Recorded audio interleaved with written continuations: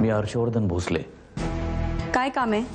आज रात्री मी इथे येतोय हॉस्पिटलमध्ये सांगायला फोन केला होता. त्याची काही गरज नाही. शारदाची तशी इच्छा नाही.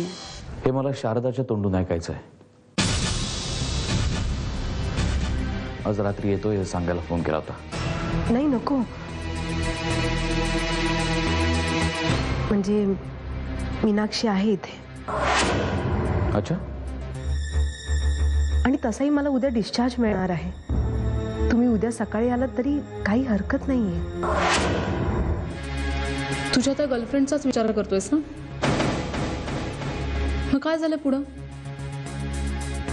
म्हणजे तिने तुला भाव दिला की तुमचा ब्रेकअप झाला?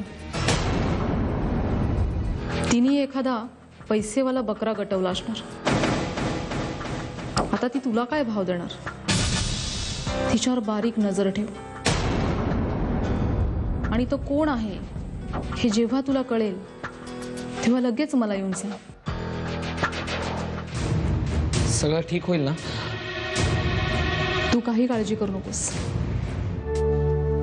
दादाने आपल्या मागे लागून आदित्यला तयार केलंय लग्नासाठी. आत्ता कदाचित आदित्यला दादाचं वागणं जरा रूढ वाटेल, पण ते त्याच्या भल्याचंच ठरेल. म्हणूनच म्हटलं ना, दादाचं वागणं त्यावेळेला कदाचित कठोर वाटतं आपल्याला, पण त्याचा उद्देश चांगला असतो. खरंय. मासावरीशी माझं लग्न ठरलं होतं हे माहीत असून सुद्धा तुझ्याशी माझं लग्न लावून देणं हा निर्णय खरंच धाडसाचा होता. पण कधी कधी वाटतं आसावरी वहिनीचं आणि तुमचं लग्न झालं असतं तर तीही सुखी झाली असती. बोलिए भोसले साहब, कैसे याद किया? कामाच्या व्यापात मी तुम्हाला ईदच्या शुभेच्छा द्यायला विसरलो. ईद मुबारक. शुक्रिया. आपको भी. आपको याद तो रहा. अरे म्हणजे काय? भोसले साहब, खाली फोन पे बात करने से नहीं चलता, घर आना पड़ता है. नक्की येईन मी घरी. कब आओगे? आज शाम? आज नको. हाँ ठीक है, फिर कभी आइएगा. आपके लिए एक खास खबर है हमारे पास. खास खबर? तू लग्नात शालू नेस नाही तर शरारा घाल, पण जे काही घालशील ना ते आपल्या आपल्या घराण्याला अनुसरून असायला हवं. हो.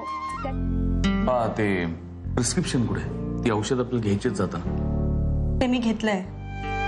आम्ही जाताना घेऊ औषधं आणि मग घरी जाऊ. नाही, तिला मी सोडतोय ना घरी. सो तुम्ही उगाच त्रास करून घेऊ नका. म्हणजे आधीच तुम्हाला खूप त्रास झाला. काय बोलतेस तू शारदा? असं परक्यासारखं का बोलतेस? त्रास वगैरे नाही म्हणजे काय काय काय म्हणजे? काल रात्री तुम्हाला इथे येऊ दिलं नाहीस. आणि हे बघा, आमचं ठरलं. एक्सक्यूज मी सोडणार आहे तिला घरी. ओके ठीक आहे. मीनाक्षी, मी हर्ष सोबत आहे. ज्या जमिनीवर तो प्रोजेक्ट बनवतोय त्या जमिनीच्या ओनरनेच अशी आट घातलेली आहे. किसकी जमीन है वो? कोई शारदा राजे नाम की औरत है, उनकी जमीन है. पर भाईजान, वो वरुण सूबेदार बहुत बड़ा बिल्डर है, हर्षवर्धन भोसले से भी बड़ा. उसके पास बहुत पैसा है. फिर भी हर्षवर्धन भोसले का प्रोजेक्ट ही सबसे पहले बनेगा, क्योंकि हर्षवर्धन भोसले के साथ भाईजान है. आणखी काय करू म्हणजे तुझी खात्री पटेल मला खरंच कळत नाही.